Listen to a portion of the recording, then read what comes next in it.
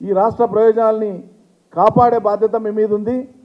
నిత్య ఆరోపణలు లేని అభూత కల్పనలు సృష్టించి ఏదో గత కాలమంతా 9.5 ఏళ్ల కాలమంతా ఈ రాష్ట్రానికి ఏం జరగలే, కేసీఆర్ ఏం చేయలే, మొత్తం తప్పులే చేసిండు అనేటువంటి రూపంలో ఏదైతే మీరు చిత్రీకరిస్తున్నారో 100కి 100 పాళ్ళు మీరు గత ఎన్నికలలో ఇచ్చినటువంటి, ఇటీవల ఎన్నికలలో ఇచ్చినటువంటి హామీలను అమలు పరచలేని అశక్తతతో తప్పుదారులు వెతుకుతున్నారు.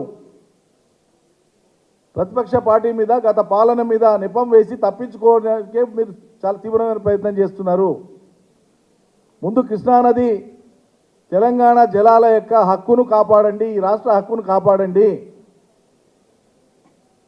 ఇలా పాలమూరు, నల్గొండ, ఖమ్మం జిల్లా, ఈ 3 జిల్లాల ప్రజలు కృష్ణా పరివాహక ప్రాంతంలో ఉన్నారు.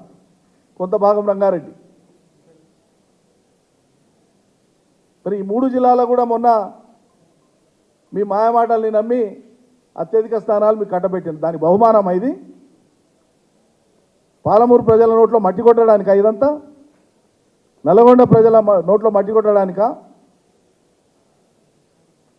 సాగర్ నుంచి పోయేటువంటి ఖమ్మం సాగుబాటుకు గండి కొట్టడానికేనా ఇదంతా? చాలా గంభీరమైనటువంటి విషయం ఇది. రాష్ట్ర ప్రయోజనాలకు సంబంధించి ప్రత్యేకంగా కృష్ణలో నీళ్లు తక్కువనే మనందరికీ తెలుసు. కృష్ణలో ఉన్న నీళ్లకు సరిపడా కాక ఇంకా అదనంగా ప్రాజెక్టులు కట్టినారు. పైనుంచి కింది దాకా, కృష్ణ పుట్టిన కాడి నుంచి సముద్రంలో కలిసేదాకా. Optimal utilisation of a river in the country అంటే number 1 Krishna. More than optimal utilisation of the waters. ఉన్న నీళ్ల కంటే ఎక్కువ వాడుతున్నటువంటి పరిస్థితి. కాబట్టి అక్కడ సంఘర్షణ ఉంటుంది, ఇప్పటి కాదు భవిష్యత్తులో కూడా. అందుకే ఎవరి వాటా ఎంతనో తేల్చేదాకా అత్యంత జాగ్రత్తగా ఈ ప్రాజెక్టులను నిర్వహించాలని చెప్పి, ఆ నిర్వహణ ఉండాలని చెప్పి, అది మనది మన చేతిలో ఉండాలని చెప్పి మనం పట్టుబట్టి మెయింటైన్ చేస్తూ వచ్చినాం. మొదటి నుంచి ఆంధ్రప్రదేశ్ పెడుతున్నటువంటి అభ్యంతరం ఒకటే, ఉపాయంగా ఇది కేంద్రం చేతిలో ఉండాలి. ఎగువన తెలంగాణ ఉంది, వాళ్ళకి బుద్ధి ఉండడం నీళ్ళు తీస్తున్నారు, మాకు ఇబ్బంది అవుతుంది